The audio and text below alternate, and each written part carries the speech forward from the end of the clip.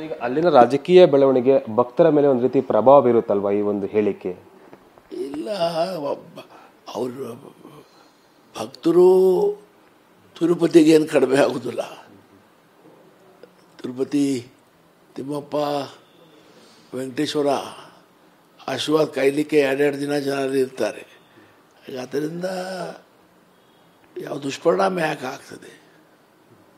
ಹಾಗೇನು ಆಗೋದು ನನಗೆ ಕಾಣಿಸೋದಿಲ್ಲ. ಈಗ ಸಾಮಾನ್ಯವಾಗಿ ಲಡ್ಡು ತಯಾರಿಕೆಗೆ ಯಾವ ರೀತಿ ಟೆಂಡರ್ ಪ್ರೋಸೆಸ್ ಆಗುತ್ತೆ? ಈಗ ಅದಕ್ಕೆ ಬೇಕಾದಂಥ ಸಾಮಗ್ರಿಗಳೆಲ್ಲವೂ ಕೂಡ ಟೆಂಡರ್ ಮೂಲಕನೇ ಖರೀದಿ ಮಾಡಬೇಕಾಗುತ್ತೆ. ಅದರ ಪ್ರೋಸೆಸ್ ಅಲ್ಲಿ ಯಾವ ರೀತಿ ಆಗುತ್ತೆ ಅಂತ? ಹಾಗಾಗಿ ಯಾವಾಗಲೂ ಪರ್ಚೇಸ್ ಕಮಿಟಿ ಅಂತ ಇರ್ತದೆ. ಆ ಪರ್ಚೇಸ್ ಕಮಿಟಿಯಿಂದ ಶಿಫಾರಸುಗಳು ಬೋರ್ಡ್ ಬರ್ತವೆ. ಎಲ್ಲ ಬರ್ತಾವೆ ಅಂತಲ್ಲ, ಕೆಲವು ಅದು ಲಿಮಿಟೇಷನ್ ಮೇಲೆ ಇದೆ. ಅದು ಎಷ್ಟು ಮಟೀರಿಯಲ್, ಅದು ಬೆಲೆ ಎಷ್ಟಿದೆ ಅದರ ಮೇಲೆ ಇರ್ತದೆ. ಬಂದಾಗ ಬೋರ್ಡ್ ಬಂದಾಗ ಸಕ್ಕರೆ ಪರ್ಚೇಸ್ ಆಗಲಿ ಅಥವಾ ಡಾಲ್ ಪರ್ಚೇಸ್ ಇರ್ಬೋದು, ಅಥವಾ ಯಾವುದೂ, ಅಥವಾ ಬೆಣ್ಣೆ ಪರ್ಚೇಸ್ ಇರ್ಬೋದು. ಬೆಣ್ಣೆ ತಗೊಳ್ಳೋದಿಲ್ಲ, ತುಪ್ಪ ಏನೂ ಇರ್ಬೋದು. ಅದು ಬಂದಾಗ ಬೋರ್ಡಲ್ಲಿ ಬರ್ತದೆ. ಬೋರ್ಡ್ ಅಪ್ರೂವ್ ಮಾಡಿದ ನಂತರ ಆ ಪ್ರಕಾರ ಪಾರದರ್ಶಕವಾಗಿ ಟೆಂಡರ್ ಮುಖಾಂತರ ತಗೊಳ್ತಾರೆ. ಅವರು ಅದ್ರ ಬಗ್ಗೆ ಏನು ಚಂದ್ರಬಾಬು ಟಿಪ್ಪಣಿ ಮಾಡಿಲ್ಲ. ಟೆಂಡರ್ಸ್ ಪಾರದರ್ಶಕ ಮಾಡಿಲ್ಲ, ಹೀಗೆ ಹಾಗೆ ಅಂತ ಅವರು ಹೇಳಿಲ್ಲ.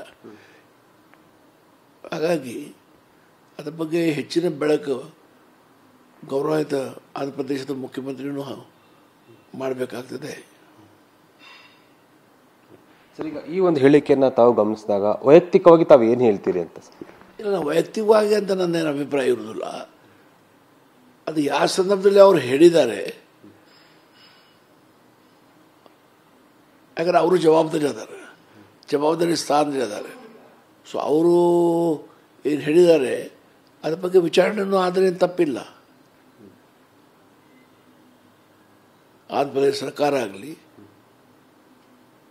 TTD ಬೋರ್ಡ್ ಆಗಲಿ, ಅದ್ರ ಬಗ್ಗೆ ವಿಚಾರಣೆ ಮಾಡ್ಬೋದು. ಅದ್ರ ಬಗ್ಗೆ ತೊಂದರೆ ಇಲ್ಲ.